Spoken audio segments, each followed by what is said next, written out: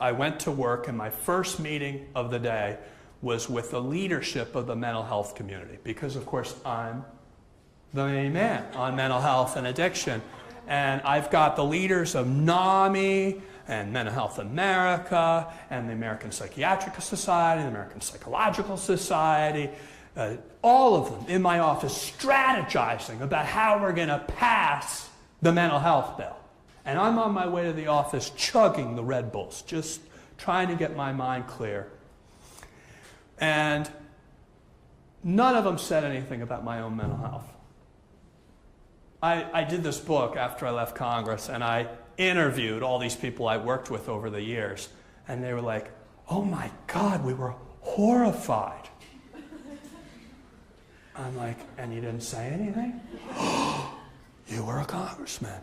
You were our champion. But I tell this story because it sort of scratches the surface of the silence around people who are suffering, where you feel like you're tiptoeing around the elephant in the room and you can't confront anybody because you're fearful that you'll insult them and make them angry at you.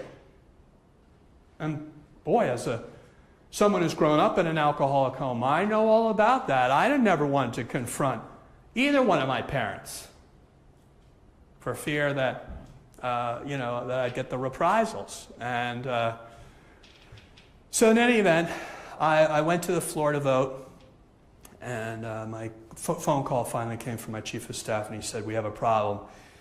And the rest of it was kind of a blur of media coverage. And my late father called me, and I was so horrified because I was thinking, oh my God, I'm probably so disappointed in me. I've ruined my political career. My life is over. I can't go stay in politics. I probably have to resign my office. And my dad said, hey, Patrick, I saw the pictures in the newspaper and in the TV. It really doesn't look like it was that big an accident. It was only just a little fender bender. And of course it was. I didn't collide really hard into the security barrier.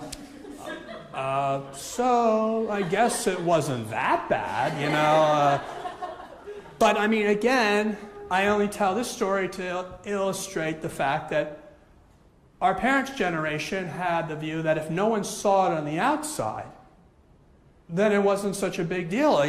You could have all kinds of stuff go down if it was behind closed doors.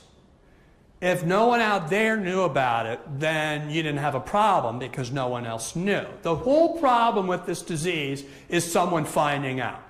Isn't that an irony? In other diseases, you want them to know so that they can treat you. In this set of illnesses, you don't want them to know, and what happens? They don't treat you, and your disease gets worse. Never better. And the reason why we have so many people so pathologically ill from mental illness and addiction, to the tune of so many people dying of suicide and overdose, is because we never begin to even think of treating someone until they have the equivalent of stage 4 of their illness. Now, if you screen someone for cancer and they screen positive, you don't say to them, hey, listen, it's only stage 1 cancer. You know what? Come back when it's stage 4. Maybe then we'll give you some chemotherapy. You say, well, listen, you got to do this and that and the other to try to keep your disease from, progressing. That's the nature of healthcare. Not in mental health, not in addiction.